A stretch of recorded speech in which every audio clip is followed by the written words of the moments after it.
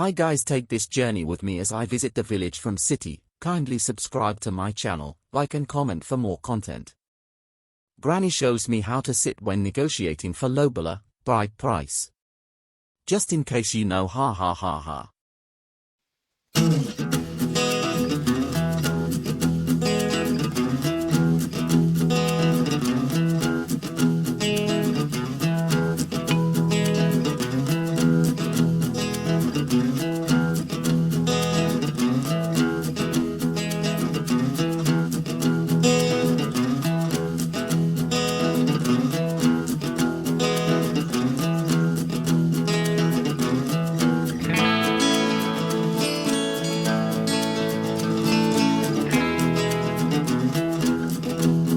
Next day morning, see me inspect cattle before sending them off for grazing.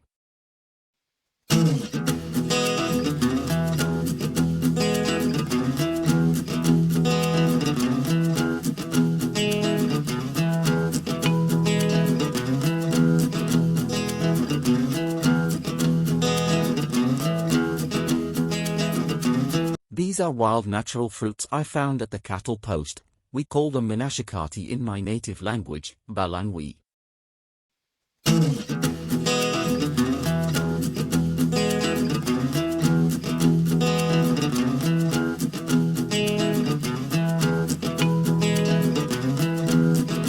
Another day in the African village, when all things are in order, we go support local sports tournament at a nearby village of Masakotwani.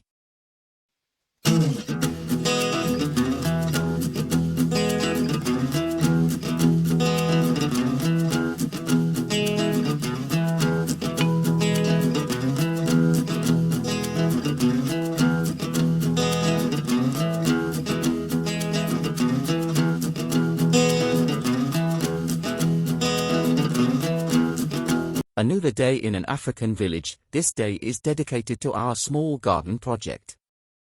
This maize or corn is ready for sale or family consumption. It's ready in December simply because we plow it early in September. We irrigate it with water source or pipeline from the town of Katamamililo without waiting for rain as it comes in December. We sail to nearby villages and when more we supply in bulk to the marketplace of Katamamililo town.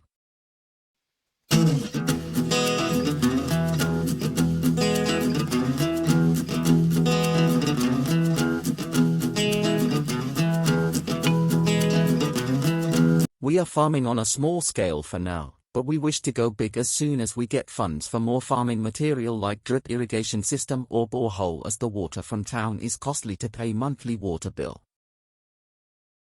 Do you see that guy right there? That's my little brother. He is weeding, removing yellow leaves and harvesting to go sell at a nearby village of Kanono. We do teamwork to achieve all this. In rainy season the vegetables don't grow well cause of too much water, but this verge we call 5 years however still survive. Despite the bad season for vegetables we still harvest little and sell, and customers need more supply as it's scarce to find.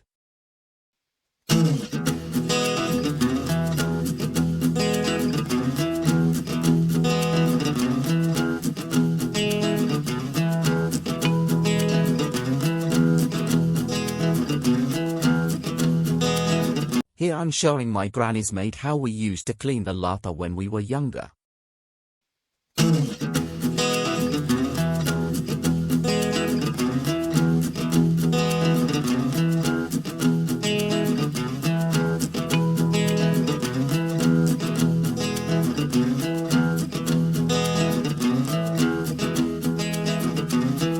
Surprise guys, on the same note, it's my birthday and I hitchhike a ride to go spoil myself in the town of Katamamililo. No cake, just good food with my siblings. I brought some food for Granny as well though cause she eats healthy, not spicy and oily food like this.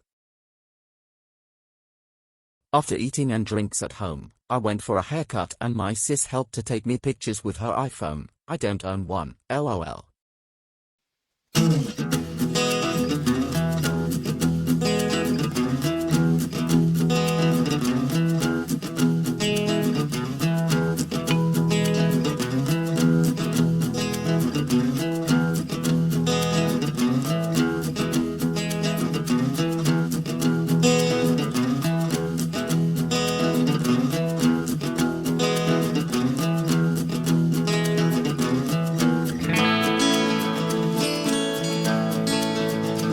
I grew up not celebrating my birthday because I'm born in January and that's the month when parents prepare school fees and school stationery for kids after they have overspent a lot of money during festive break, so usually I would be told happy birthday and life continues cause there's nothing. I got used till now I hardly celebrate it.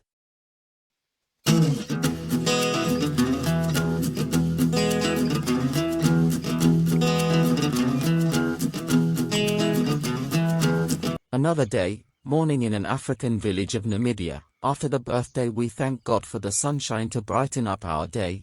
Birds singing in the morning is the best music for you.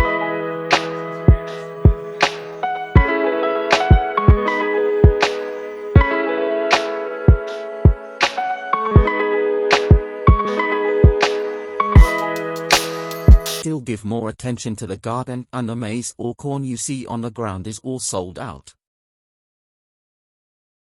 The small slim line you see on the ground that's our horse pipe we use to irrigate. We gonna get a bigger one someday though.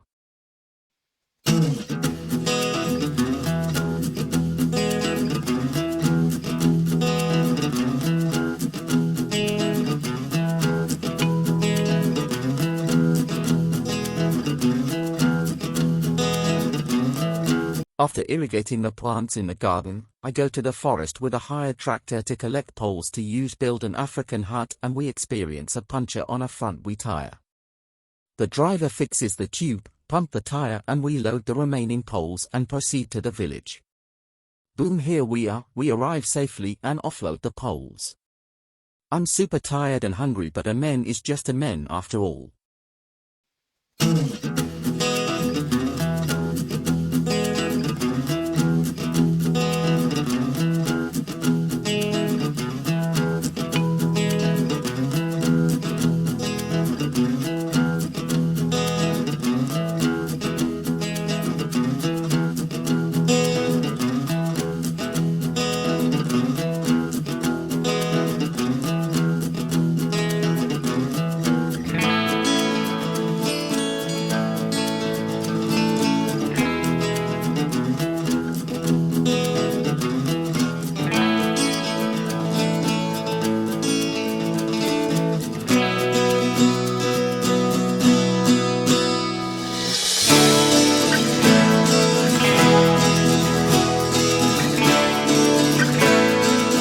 Next day in the morning I woke up tired and wished to sleep all day but no sleep for a man in an African village of Namibia. I go to a nearby village of Kanono to look for meat and I find nothing.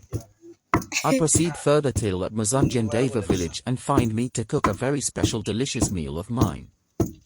When I find meat at Mazunjandava, I then boil my meat and when it's well cooked, I put the pieces of meat in that African wooden curved structure we call kuina to pound it until it's mixed almost like tuna fish. I then take it back into a pot of hot oil to fry it a bit, giving it an unbelievable smell and taste.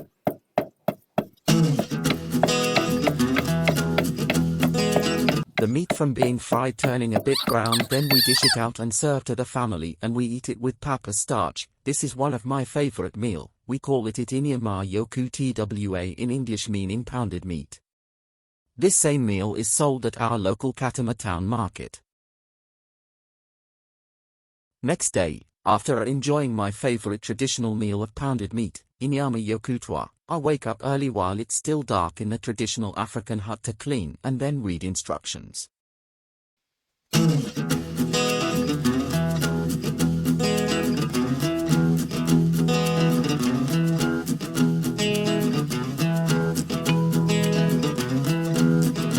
We are tying the cow and taking it down to inject it with livestock antibiotic and painkiller to relieve it from pain because the cow has been limping for long lately. It might have stepped in a hole or got the injury during bullfight and a leg might have dislocated, hence this is making the cow lose weight as it is unable to go long distance with other cattle to graze.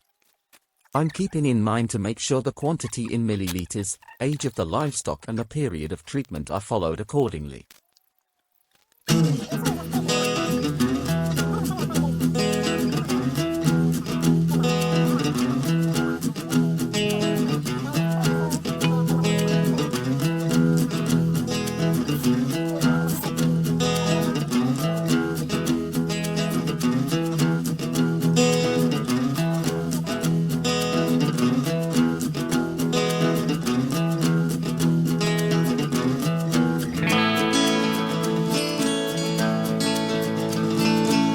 My daughter likes the African wild fruits manashikati indeed. Next day just before I go back to city I have a favorite one more last traditional meal to prepare. This dish is from a fruit vegetable from the river which has different types but same family. In my native language Mbalangwe we call it maisco. Maisco is a fruit found underneath the river at the bottom of the lily flowers which appears on top of the water in the river or swamp.